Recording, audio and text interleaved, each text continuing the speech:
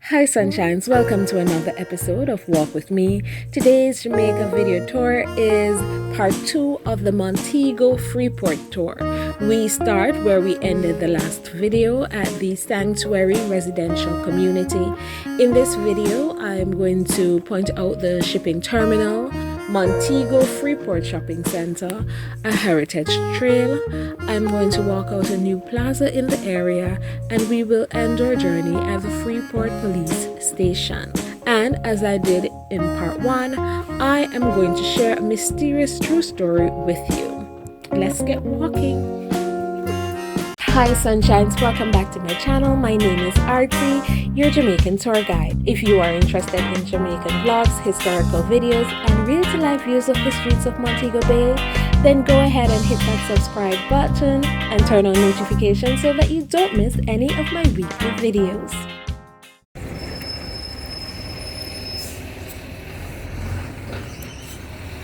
At the start of my journey, about 15 minutes in, my phone started to overheat and told me that I had to turn it off. So since I never want the phone go blow up on me, I turned it off, stood for a while, like a long while, just standing on the side of the road and blowing on the phone to cool it down, like seriously blowing on the phone to cool it down. And plus I was walking slowly so that the phone wasn't shaking up too much, to give you a nice steady view of what we're seeing. Can't run away. Why are you running, kitty? Come back. Who threw so much garbage over that side? Hi, kitty. Hi, kitty cat. Don't run from me. Come back. Come back. Oh. Bye. I love you.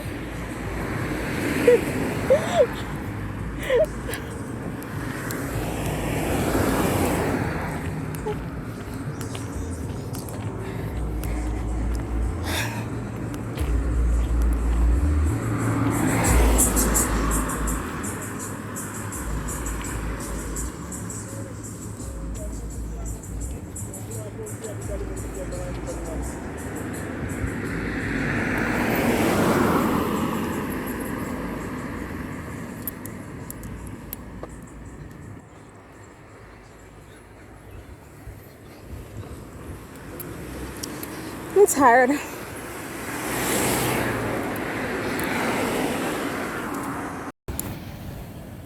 What are those? I don't know.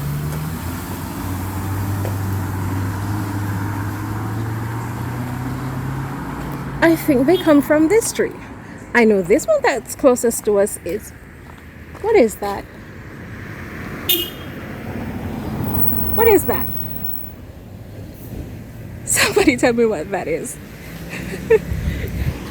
It's across from the ship terminal. What is that? And then after what is that? What is this tree that looks kind of like an almond tree, but these are the fruits, and I almost want to pick it up and carry it with me. What are those?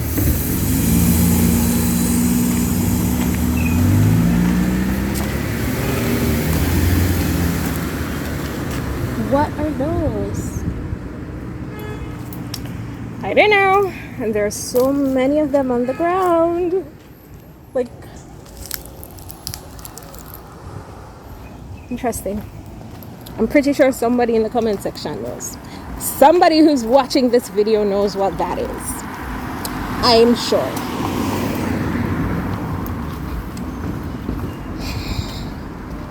I wish all of this area, the length of this walk had as much shade as this section has. And over there is the Montego Bay Freeport Shopping Center. I'm almost tempted to take a seat, but I'm going to do just that because I'm tired. Alright guys, so I am actually sitting on a seat in front of the Montego Bay Freeport shopping center. I did a tour of that shopping center already, so I'll link a video at the top of the screen. I started the journey from the Freeport cul-de-sac, the cul-de-sac right to the end of the Freeport area, and I walked all the way up to the Montego Bay Freeport shopping center, and I'm really thinking right now whether or not I'm able to continue the journey on foot, because look, it was over 30 minutes, an over 30-minute walk in a hot sun for most of the journey. The latter part of the journey was a little bit cooler because this side of the road, this section of the Freeport area, has many trees. In 1975, 22-year-old Travis Walton was considered a quote-unquote bad boy in his community. The fact that he rode a Harley Davidson and was a boxer only added to his bad boy persona. Travis was a logger, otherwise known as a lumberjack, which means that he, along with his 6 crewmates, were contracted to cut down trees. On the 5th of November, 1975, Mike Rogers, the crew boss, received a logging contract to clear a 1,200-acre piece of forest area located in the Sitgreaves National Forest. On the 3rd day of working on this area, Mike, Travis, and the 5 other co-workers were driving down the road when they noticed lights in the forest. They began speculating what could be the source of the light. One of them said it was the moon, but the moon was on the other side of the vehicle. Another said it was possibly a forest fire, but there was no smoke. So Travis suggested driving over there to get a closer look. They drove down the access road to a clearing, and you won't believe what they saw. There was a disc-shaped craft hovering over the clearing. The underside had panels of light. Travis came out of the vehicle and walked up to the craft, trying to get a closer look. The other men were calling out for him to come back, but he continued, apparently mesmerized by the beautiful lights under the hovering craft. Soon enough, the craft started spinning slowly while making a loud mechanical sound. Upon hearing the sound, the other 6 men began yelling louder and more persistently for Travis to come back to the vehicle. Travis would later admit that he knew he needed to leave, but just wanted to look at the craft for a second longer. As soon as he was about to turn around to leave, a beam of light came out of the craft and struck him, propelling him about 20 feet away. In a panic, the other men hopped back into their vehicle and sped away, convincing themselves that Travis could not have survived that blast. They were not too far down the road when Mike changed his mind and decided to return to the clearing to get Travis. He gave the others the option to wait until he returned or come with him. They chose to drive with him back to the clearing. But when they got there, the craft was no longer there, and Travis was nowhere to be found. One can only imagine how guilty they felt. They drove back down the road until they got to a payphone where they called the police. When the police came, they told them the story in detail. The sheriff checked their vehicle and gave them sobriety tests, which they passed. Now, the police officer did not believe the story, even though he could tell that the men were indeed scared. Nevertheless, they started to suspect that the 6 men did something to Travis and fabricated this alien abduction story as a cover-up. By the next morning, the sheriffs, Gillespie and Copeland, had organized a huge search party. The police, the volunteers, and Travis's co-workers took part in the search. On the first day of the search, Mike and the loggers noticed 3 guys in red jackets who appeared to be using tools to scan the area. So they went over and asked which organization they were from, but didn't get an answer. They asked what the men were looking for, and they said they were scanning for radiation. They decided to get one of their hard hats so that it could be tested. They brought over one of the helmets, and the radiation detector's needle went all the way to the end of the meter, but the men in the red jackets didn't explain what it meant. Instead, they just walked away. The loggers then went over to Sheriff Gillespie to ask which organization the 3 men were from. And Gillespie said that he didn't order any guys to scan for radiation. If I was brave enough, I would come off the road and walk into the bush. But I've watched too many murder mysteries to do any such thing. So, I want to continue my walk. The search went on for several days, and everyone started to believe that Travis's co-workers had done something to him and fabricated the alien story as cover-up. As such, the police made them all take lie detector tests that were 2 hours long. 5 of them passed the test, but the results for the 6th person was inconsistent. Soon enough, the story became popular across the US, and the community was flooded with journalists. Just when they were about to give up hope, and 5 days after the disappearance, Travis turned up. He remembers waking up on the side of a road. It was at night and it was raining. He reported seeing lights above him that looked a lot like the underside of the disc-shaped craft. He awoke feeling weak and confused, but somehow he summoned enough strength to start walking down the road, until finally he came to a rest stop with a payphone. Fortunately, he had some coins in his pocket, and he used it to call his brother, who was undoubtedly surprised to hear Travis's voice. He told his brother where he was, and he came to pick him up. Now, Travis at the time didn't know that he was just abducted and that he was gone for 5 days. When his brother came to pick him up, he started asking where he was all this time and explaining to Travis that he was missing for all of 5 days. Travis was shocked and confused.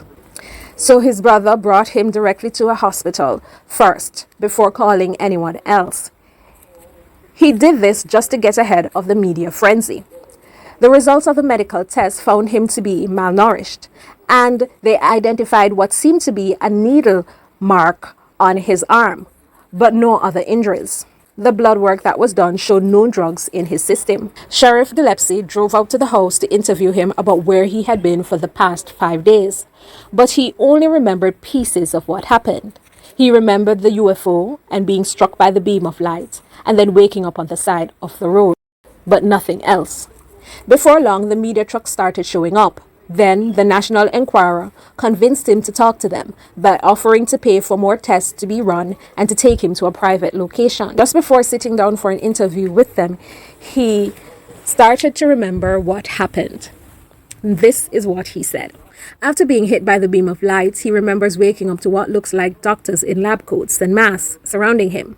And so, understandably, he thought his friends had brought him to a hospital after he was hit by the beam of light. He was dropping in and out of consciousness until he became completely lucid and started assessing the scenery.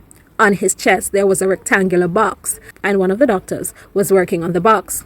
The person suddenly realized that he was awake and leaned in closer. What Travis saw startled him.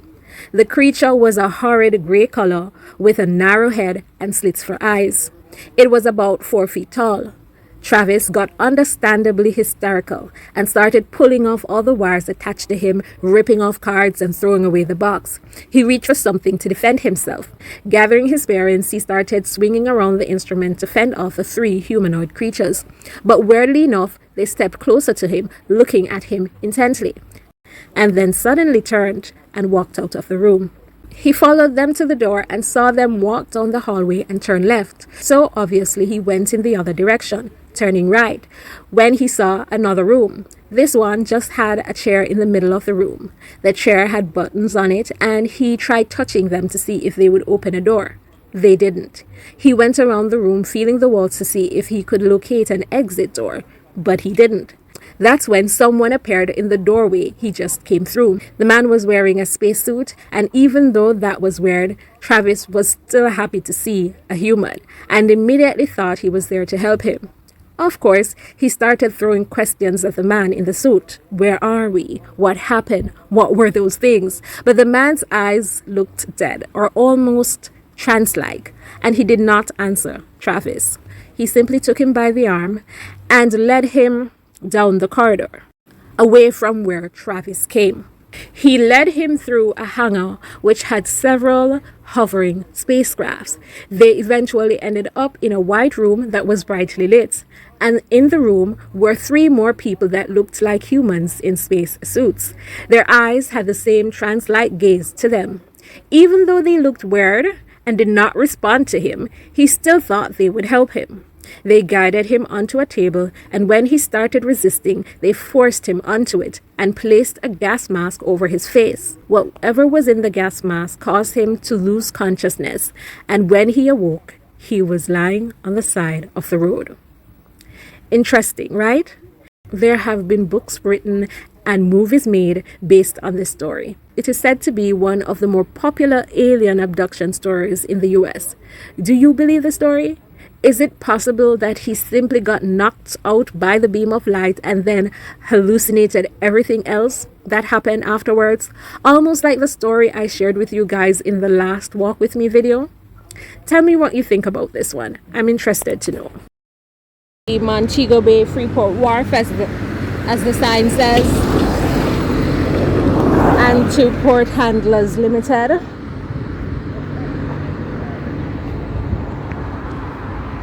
The garbage over here is really disturbing me because there's frankly no need for it. But anyhow,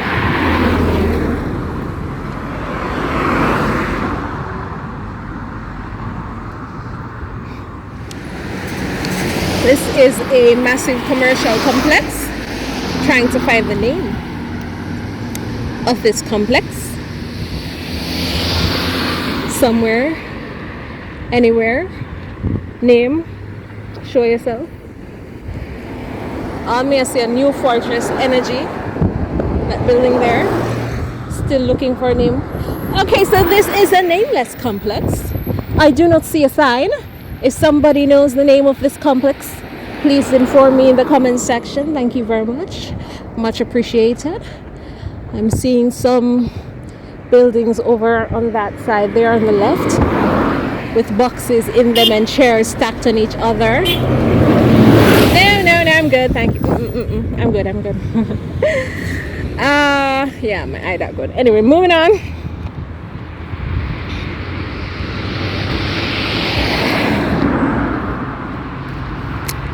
Moving on. This is going to be a laid back vlog.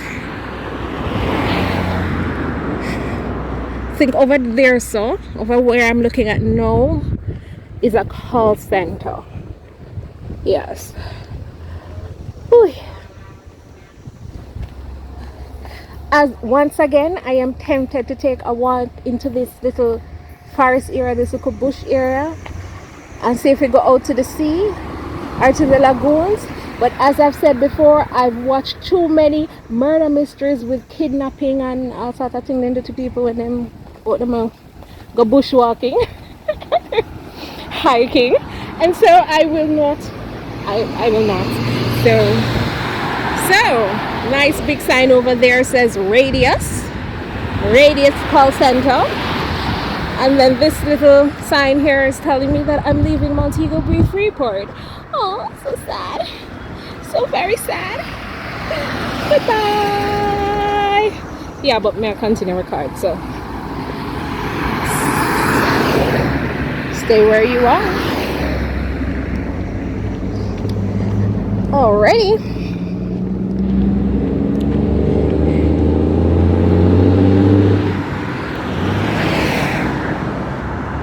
Righty.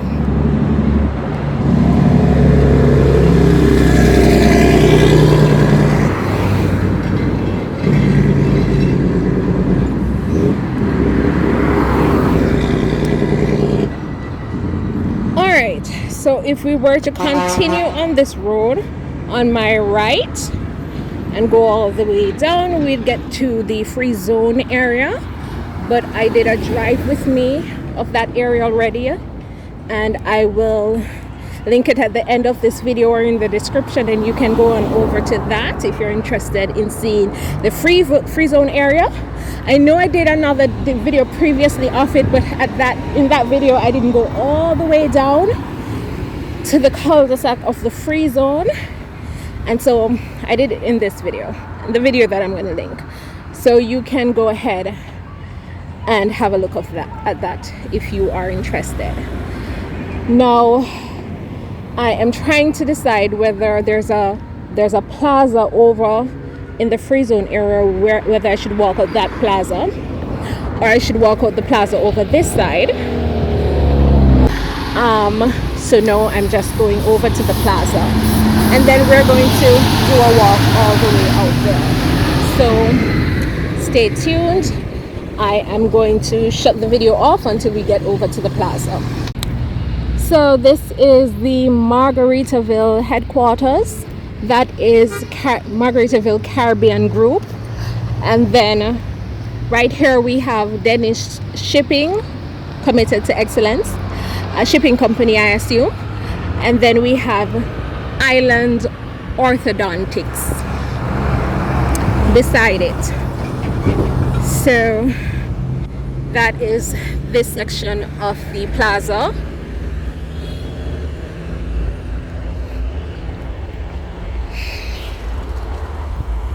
I also see a sign here that says procure by Pro Forma. Across the road,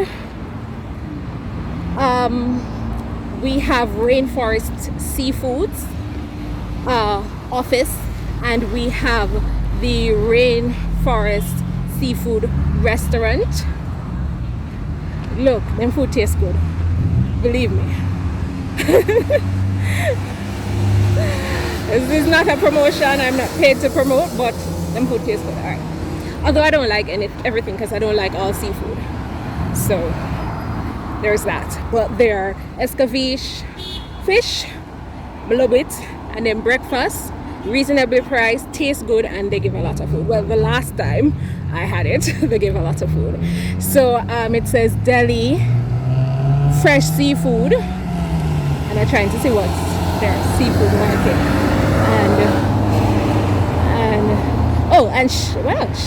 shellfish and shellfish. All right. So this is the plaza. Over this side, just do a quick walk through. Right here I see Bohios, and over there I don't see a name for the first section, but the other one is Gym Fitness and Marba Jamaica Limited. Right here we have Selections Gift Shop, where friends meet. It says they're open, so that's perfect. We're coming up on Carlissa Enterprises Limited and Windy Air Conditioning and Fan. Over on the next side I see M Style by Showroom coming soon. I see Thai Flora head office. They deal with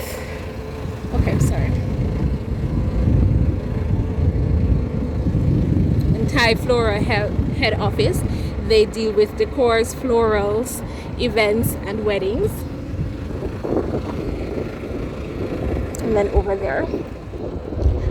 And now we have ATD, Applied TV Depot, and they have a list of brands here that they carry. So you should be able to see that on the screen. So it's a very small plaza. Thai Flora takes up a good section here, right? And then we're gonna go back out on the road now.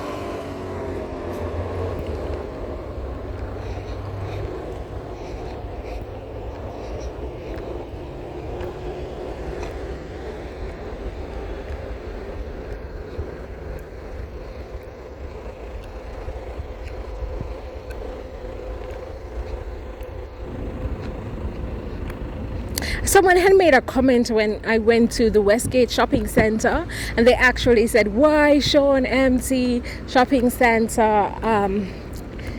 It's depressing. And I understand that it's probably depressing for some, but we must consider that there are other persons who want to see that area, whether it's for nostalgia or they want to see the stores that are open, because there are stores open there still. They want to see the stores in that area, so we have to consider them as well. And right here we have Hungry D's. It's a restaurant. All right, no, I'm here walking like crazy. All right, so where we're coming from,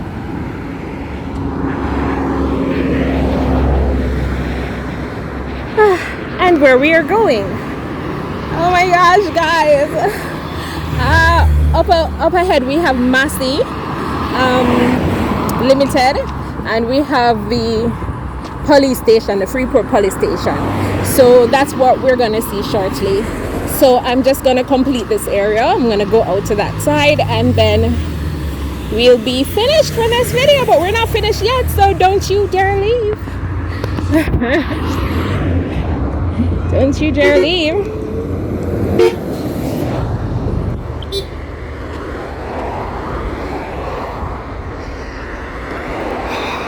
I think I'm gonna try and get the patty from out here. I'm gonna buy some patty. I think I'm gonna get the patty.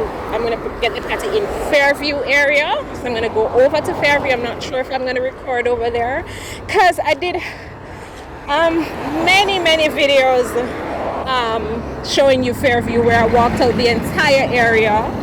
I did a 3-part video where I walked out the area, and I went into some stores and talked to the persons to see what they sell.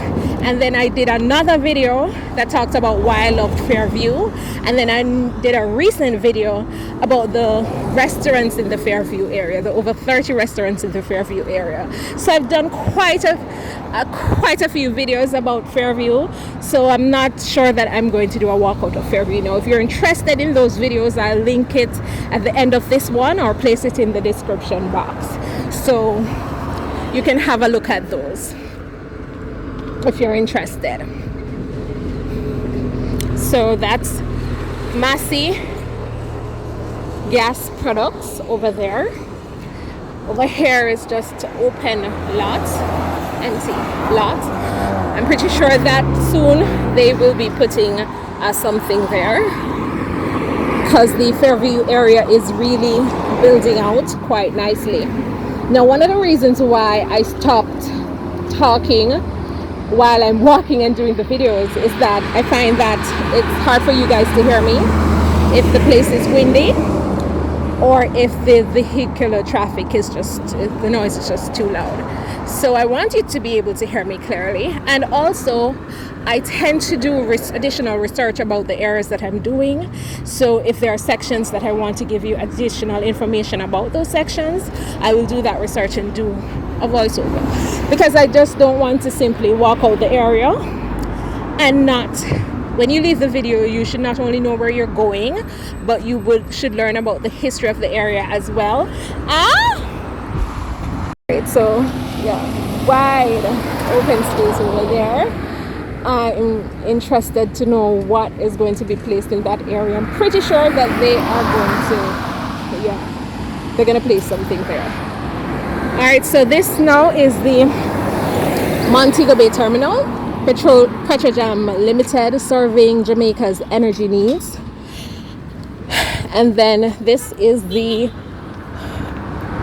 Freeport Police Station that we're coming up on here.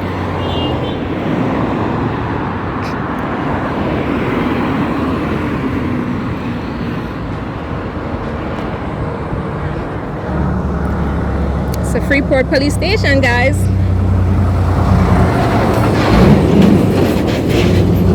Police Station, and over there is Fairview Shopping Center, and I'm gonna be crossing the road, and I'm gonna go to Juicy Beef to get some juicy patties. Let me see if I can cross. Can I cross before? I can't cross. I can't cross. I'm not crossing. I'm not even gonna brave it.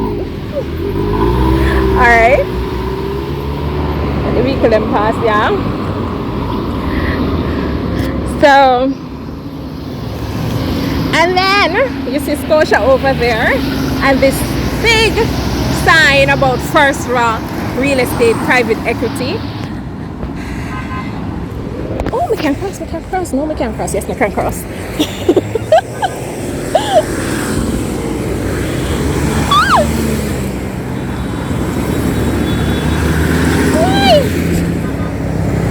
Alright guys, bye. See you in the next video.